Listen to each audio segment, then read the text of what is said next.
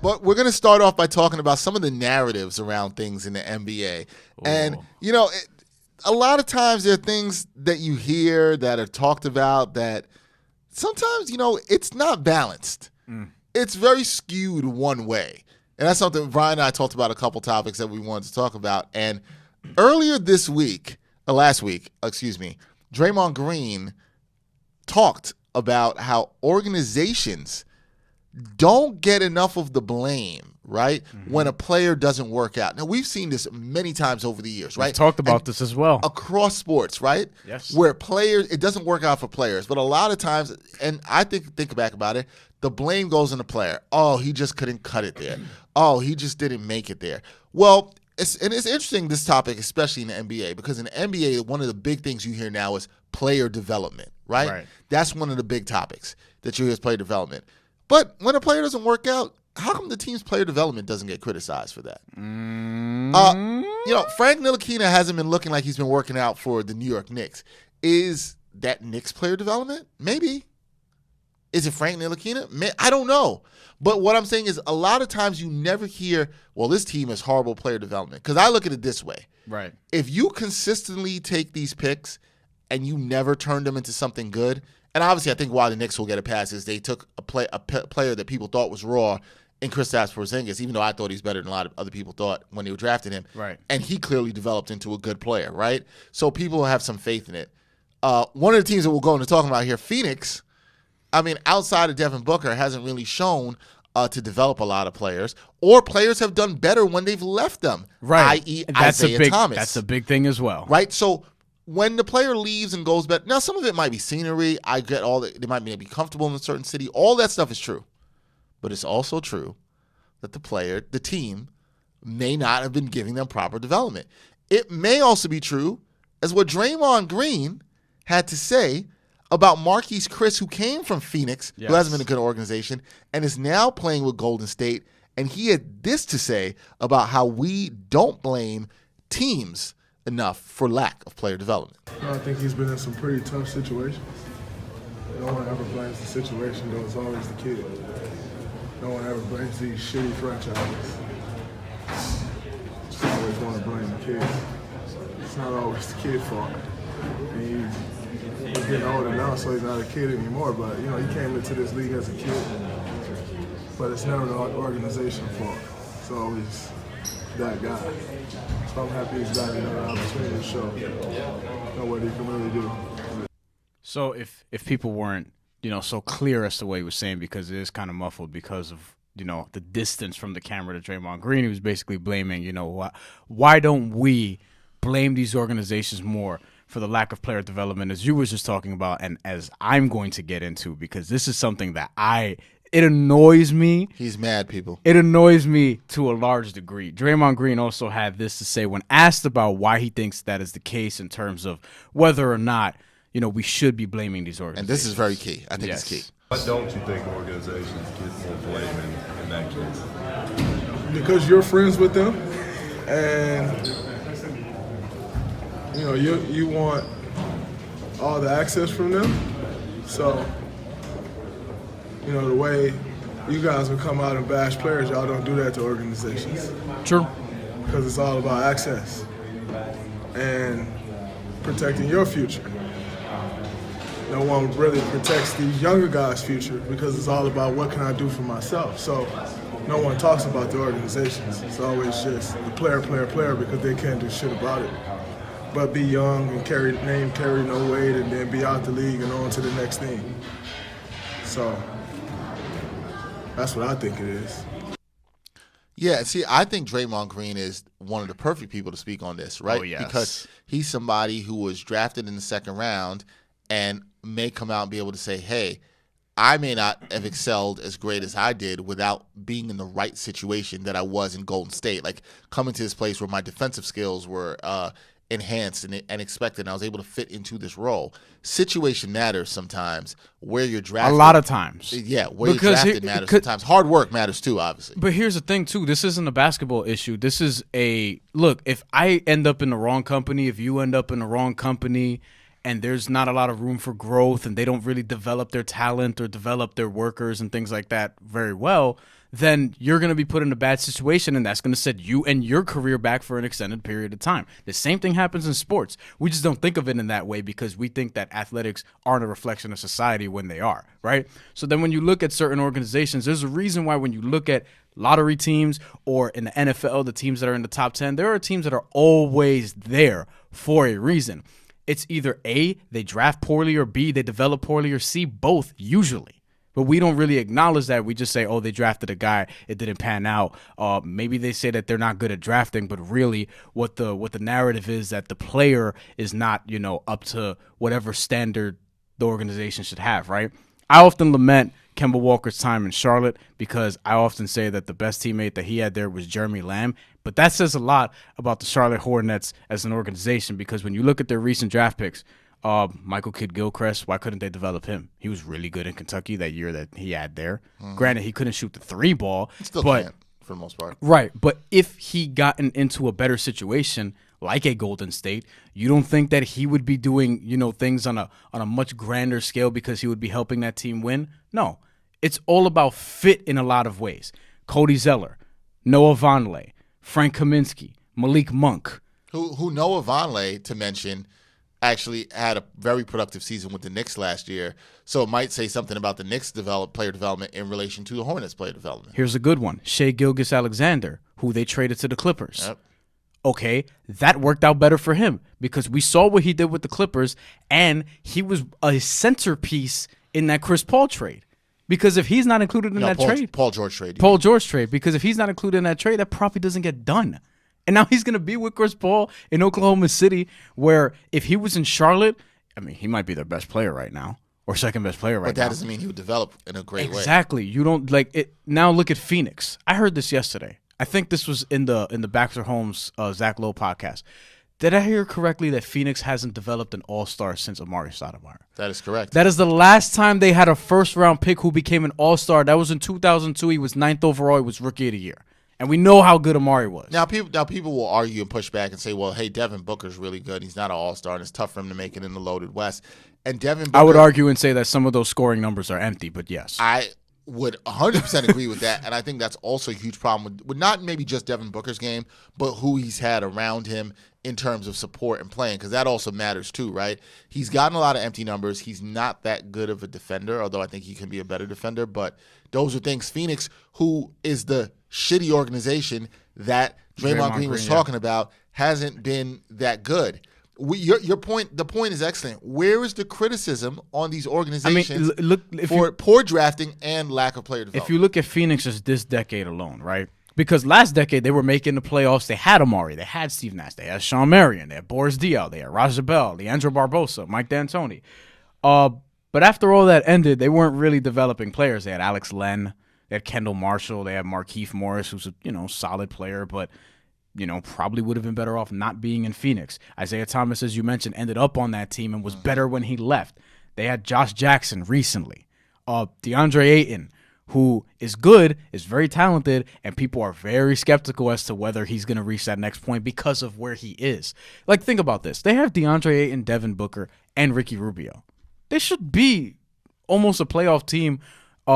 Maybe they would be in the East. They should be at a level that people are talking about in terms of optimism, but they're not going to overcome that organization, who, by the way, just fired their head coach after one season. Who I liked and thought was a good hire for them. They fired him pretty much because he also wanted Doncic over. And even if you and we were talking about this last night, like, yes, there are Markelle Fultz is probably another one. Would have been better off had he not gone to the Sixers because that was a tough situation for him. I think Jahlil Okafor would have benefited not being part of the process, essentially, and then traded for a second-round pick to the Nets where he didn't really play. And now somebody with that level of talent, the game has sort of passed him by. The thing about Jahlil Okafor is a little tough because I do think there were concerns for him positionally in the NBA because of his size and back to the basket and lack of ability to stretch the floor and shoot. But going into the process doesn't help his development. It doesn't because here's the thing I'm saying about Jahlil Okafor, talented in the post.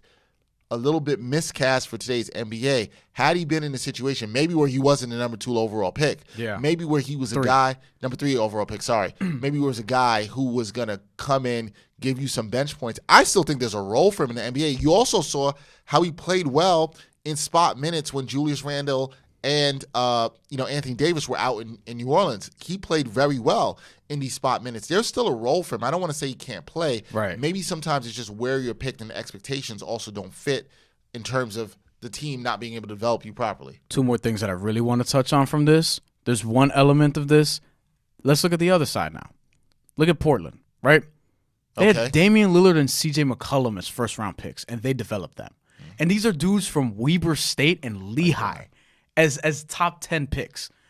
And then what happens? They get to the playoffs, and now they're a perennial contender. Every single year, they're at least in the conversation of being one of the top teams in the West. That's the other side of this. Why is it that some organizations could figure out and others can't?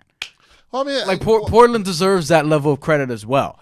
And then, wait, you were going to say something. I was going to say it's credit, and also that I'm a big sayer of this.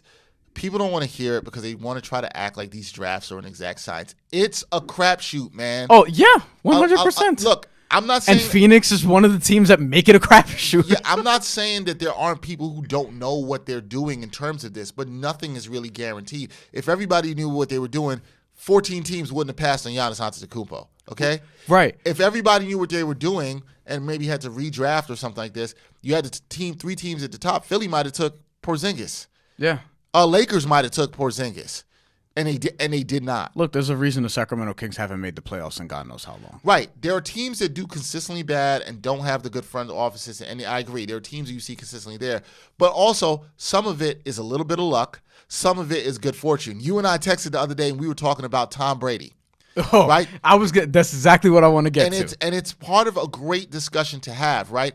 Tom Brady, let's be very clear. Tom Brady is arguably the greatest quarterback of all time. Greatest, not best. Right. Tom Brady. I want to make sure that's clear. Tom Brady was drafted the next to last pick in the final round of the NFL draft back in whatever year that was.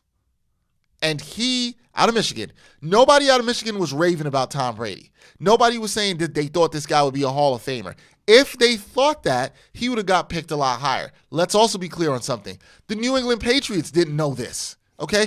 If they had known this, the year before he replaced Drew Bledsoe, you know where he was? 3rd on the depth chart. 3rd, yes. Yes, okay? Yes. So they didn't, let's not act like they came out and was like, yo, we really believe in this dude. Tom Brady got an opportunity.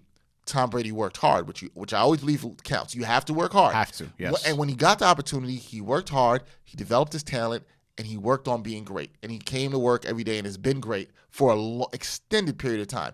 Kudos to Tom Brady. Yes. But let's not act, right, like that is all the New England Patriots made this great find, right? So sometimes it's like an organization got a little bit of luck. Now, New England Patriots, they do draft well, consistently.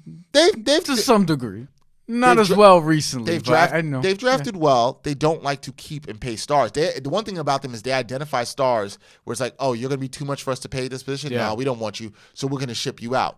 They know how to draft and keep their books right, if I should say. Yeah. They identify what they want to pay, what they don't want to pay. But it's not like, let's all say this too, it's not like New England Patriots consistently have found these 6th, 7th round draft picks. Oh, no. Diamonds in the rough. You know why? Because, again, it's a crapshoot. You don't know. And some of it is opportunity, and Tom Brady took advantage of the opportunity, which counts. It counts, man. But let's not act like, let's not elevate all the high organizations. And also, let's also not give passes sometimes to, as Draymond Green said, these shitty organizations. Right, exactly. Like, you have to, and I think what Draymond Green said about I want to touch on that, the media stuff. Yeah. Why it is like that, because the reporter said, why is it this way? And he said, and he brought up this great point about the relationship between media and the team. And he's right. Media members, for the most part, they don't want to lose that access. They don't want to lose that access. Media loves to tell athletes that they're sensitive when, oh my God, they don't want to lose that access. Are we insecure compared to them? They want to be connected with, and we are, because we've had these connections. Yeah. You want to be connected with the person that's next to this person in the front office, that works in marketing, that works on the strength and development team, that works on the medical. you have all these connections. It helps So when you need to get lose access. Right, Yep. they're so scared to lose access that they might not criticize the team. Now, I think there are some reporters, and I know reporters like this who don't give a damn about that. Right. They're going to say what they got to say, and sometimes there have been teams that haven't liked that necessarily, right? I think I know exactly and the teams who you're can't talking about. necessarily censor them on that. And I respect those reporters because you're supposed to be out here reporting the truth and telling the story. Yeah. But he's right that dynamic continues to exist, especially for young reporters. Who don't want to mess up they don't want to upset the apple cart there. Yeah. They don't want to say, "Oh, if I was critical of this team Because in this way." the problem with people of my generation is they want to make as many people happy and be as likable as possible. And that's why they post things on social media all the time to appear as likable and to appear as, appeasing towards everybody else as possible. And they want to build these relationships so that they can utilize them for whatever else when they don't want to be authentic and just tell things how they really should be. And sometimes with certain organizations, maybe we should listen to a Draymond Green who is telling us exactly what's going on. Maybe we should listen to a Jimmy Butler. I mean, I don't like the way he necessarily handled it in terms of Minnesota. Jimmy Butler was mad at the dudes in Minnesota and the organization, pretty much telling them, you paid Andrew Wiggins, who doesn't seem like he's worth what you paid him, right? Is that also not part of evaluation? If you overpay a dude who isn't necessarily worth or hasn't shown the development, I understand why somebody like Jimmy Butler is mad. Especially, he's like, I'm out here working hard. Especially if you're Jimmy Butler and look at where he came from, right? He was homeless as a teenager. He developed into an all-star when people didn't think he was going to last in the league as the last pick in the first round out of Marquette, played at junior college, and then he goes to Minnesota and he sees these top 2 overall picks, Andrew Wiggins 1 year, Karl Anthony Towns the next, and he's like, y'all ain't got heart? Like y'all don't work as hard as I do. Yeah, like y'all don't know what it's like to wake up at 4 a.m. and get this workout in, and you know what I mean. Like they don't put in the same work. And now he's in the perfect spot. Maybe we should listen to the dudes or women, whatever sport it is, who haven't had everything handed to them, like the number 1 overall. Yes. Because look at the trend here. We're talking about Jimmy Butler, who was picked with the last pick in the first round. We're talking about Draymond Green. They're from the same school. Right? Oh my God! Imagine them on the same team. Right. Right. And these guys didn't have everything handed to them, so they work. They understand what fit means. They understand what getting in the right systems mean. Yeah. Butler obviously being under Thibodeau, they understand what all that means. So I think they have this really great perspective that sometimes us in the media, we don't look at, understand, or we ignore. And we don't challenge, right? And so we end up telling these Ducktales that ain't true about this, right? So start telling what's real.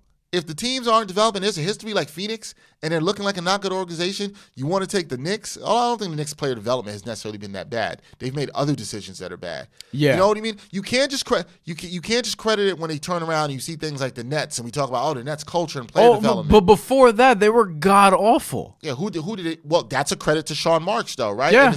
But what I'm saying is, like, before that, they had the 10-win team, yeah. And in that era, you were drafting Marcus Williams and Shaw Williams shortly after that, and didn't pan out. Maybe they would have panned out somewhere else. I don't know.